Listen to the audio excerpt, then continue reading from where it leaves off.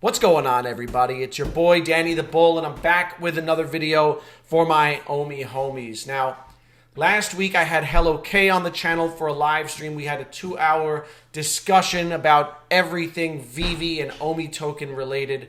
However, one thing stood out to me, and that was Kay's newfound bullishness on the OMI token and where he thinks it could possibly go in the next bull cycle. Kay said that in his most bullish scenario, he sees the OMI token going to 50 cents or possibly even $1 if all things go right and we get all those burning mechanisms in place. He sees a possible 1,000x return from where we are. So in this video, I want to talk about if that's possible and what my thoughts are on it, or is Kay lost in the sauce? So stick around. There is a lot to talk about. If you like this sort of content, make sure you hit the like button, subscribe to the channel, follow me on Twitter. My Twitter handle is linked down below. All right, so here's some footage from the live stream where I ask Kay what his price prediction is for OMI in the next cycle. So where do you expect OMI to go in the next bull cycle? Next bull run, so let's say best case scenario, they get at least 14,000 people staking OMI. They implement the OUP. They have more partnerships which burn OMI, and they do the VeVeverse land sale. I think OMI could be, anywhere between a 50 cent to a $1 token. During the bull run? Yeah, and I haven't said that before, but wow, that's crazy, how, Kay. Yeah, that's how bullish I am now. Now, obviously, that is like perfect world scenario. Realistically, next bull run, if they kind of have some parts and they're working as expected and VeVe stays relevant, this is all dependent on VeVe staying relevant, then realistically, I would say between a 5 to 7 cent token. And I think that's most likely what it will do. So again, that's a very bullish proclamation from HelloKay, someone who's very knowledgeable, perhaps one of the most knowledgeable people on the token, on VeVe, that's making content. He's also very traditionally very conservative in his price predictions. All right, he's always been one of the most conservative people on YouTube making predictions for the OMI token. So now, of course, this line of thought is contingent on the fact of VeVe staying relevant and growing in terms of its user base and the eventual recovery of both the crypto and NFT market. But Kay sees the coming OMI utility program, which will hopefully come in Q1 2023, as a major catalyst for this token that could cause it, along with other factors and burning mechanisms, to go parabolic in the next bull run. Up until now, we all know that the OMI token has zero utility. There's no use case for it. That all changes with the OMI utility program finally rolling out.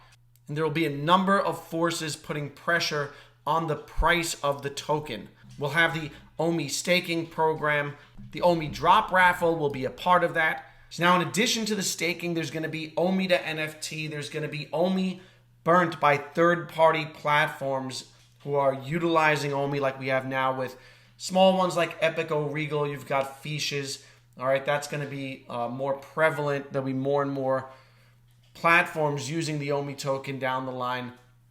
You've also got sale of land from the VeVeverse, sales of VeVe accessories burning the OMI token. So you're going to see it burnt from multiple angles. And on top of that, you've got thousands of people right now in VeVe who have zero incentive to hold the OMI token. And that all changes with the OMI utility program. They'll be incentivized to hold the OMI token, but also spend the OMI token. Reese said this in a recent AMA. He stated that they are currently setting up a reward system to incentivize people to spend OMI in the VeVe marketplace. Now, Kay made a follow-up video where he further expands on some of his ideas. And in that video, he stated that there are currently approximately 4,000 daily active users on VeVe. All right, and it's not a stretch, it's not a major stretch of the imagination to suggest that will get to back to 20,000 daily active users once the markets recover.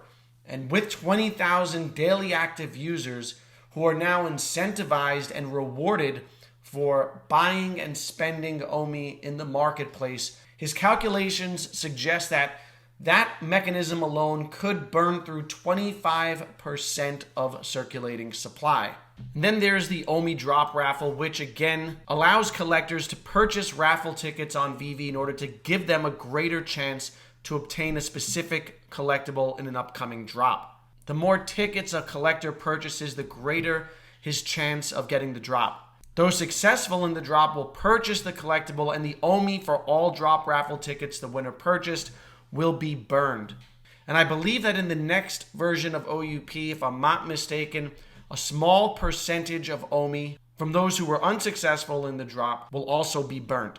So consider a drop like AF15 universally considered a grail. Pretty much everyone who can would be buying raffle tickets in order to increase their odds at getting that drop. All right, and so by Kay's calculations, he thinks that we can burn through 1 billion OMI a month just by this burn mechanism alone. Now, as the price of OMI increases, you burn less OMI. All right, so over the course of 24 months, 1 billion a month is 24 billion OMI, which is about 8% of circulating supplies. Take that 25%, another 8%. Now you're at 33% burnt from circulating supply through those two burn mechanisms. But let's not forget the OMI Reserve Wallet, which, according to the original plan, is supposed to be replenished by the team through buybacks. That was halted, of course, due to regulatory concerns, but we do have reason to believe that they will be implementing buybacks that are compliant with regulations at some point. Over the last 2 years, approximately 70 billion tokens have been burnt from the Reserve Wallet, and that's approximately 25% of the Reserve Wallet supply. So fast forward another 2 years, we could be halfway through the Reserve Wallet, 50% of the Reserve Wallet tokens burnt. Now, we're not exactly sure how the reserve buybacks will work, but it's within the realm of possibility that they buy back up to 10% of the circulating supply to replenish the Reserve Wallet. Again, this is speculation because they need to restore the feature, but the money for buybacks has been set aside. Now, add to that OMI tokens being burned from sale of land in the VV-verse and from accessories in the VV market, and you've got yet another burning mechanism for the OMI token. Now, in crypto, we know that when there is staking involved, when there are burning mechanisms involved, that prices can go parabolic, and when prices go parabolic, FOMO kicks in and they go even more parabolic. Case in point is Axie Infinity from the last cycle. This is an example that Kay used to illustrate his point.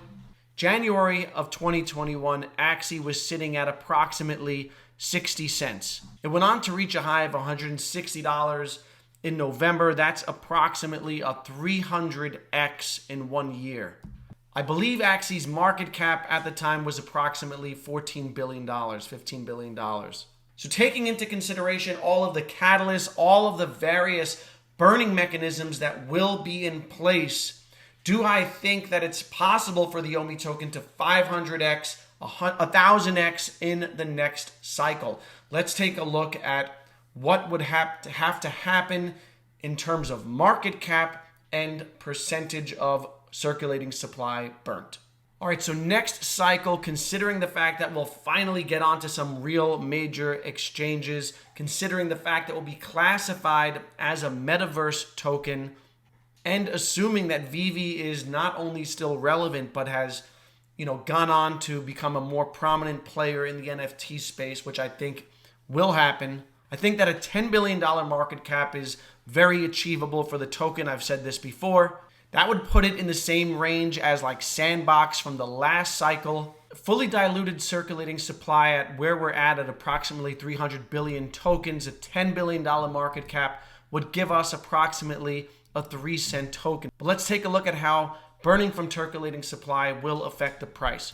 Kay thinks we could get up to 25% of the circulating supply burnt from OMI to NFT in the utility program. He estimates that we could see a 5% burn from OMI wagering. I'm speculating that we could see up to 10% of the circulating supply go towards buybacks to refill the reserve wallet. Reese has hinted that the VVverse will burn a substantial amount of OMI. I think a conservative estimate between VVverse and accessories is about 10%. And then you've got third-party platforms burning OMI. Let's say they burn up to 5% of circulating supply.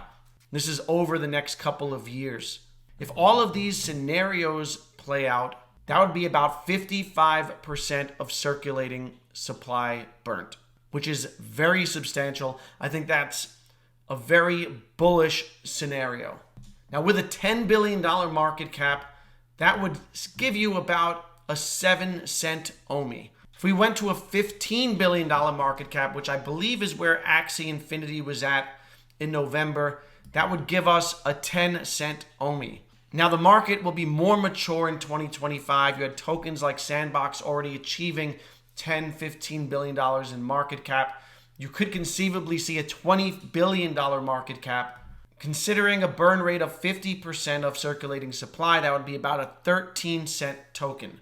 Now, in a crazy Dogecoin viral environment where the OMI token goes viral, a 50% burn of circulating supply and a $50 billion market cap would give us a 30-cent token. So again, this is all speculation. We don't know what the burn rates will look like. We're just kind of projecting out. But in my view, from my perspective, I think that the most likely scenario to play out would be in line with what I've said in previous videos, and that is that I think we'll see a 5-cent OMI token in the next bull cycle. So I agree with Kay, and the most likely scenario is a 5-cent token, possibly up to 7 cents. I think 10 cents in the next bull cycle, which is 100x from where we're at, isn't out of the realm of possibility, but a lot would have to go right. And I do think we'd have to burn through about half of the circulating supply. In order to get to that 50 cent to $1 level, we'd have to burn through pretty much 90% of the circulating supply. And I don't think that's going to happen within the next cycle. But I do agree with Kay in his most likely scenario, a base case scenario, 5-cent OMI token, possibly even a 7-cent OMI token. All right, but you have to consider also it's going to be harder to get beyond that quickly because there's going to be so much sell pressure from that. There are a small number of people who hold a large number of coins, and they're going to be selling. All right, when we hit those key psychological levels, when there's going to be a lot of sell pressure at 1 cent, 2 cent, 5 cent. All right, people who have been holding are going to be selling, but I do agree with Kay on the 5 to 7 cent. Talking to him definitely makes me more bullish. Kay is one of the most knowledgeable people making content. If you haven't seen the interview, I really suggest that you watch it in full. It's 2 hours, a lot of good information shared by Kay, dropping a lot of alpha. I'm going to link that in the description. But let me know what you think down in the comments below. Can we hit 50 cents or higher in the next cycle? As always, I hope you all have a great rest of your weekend. Stay happy, stay healthy, and stay safe. I will see you in the next video.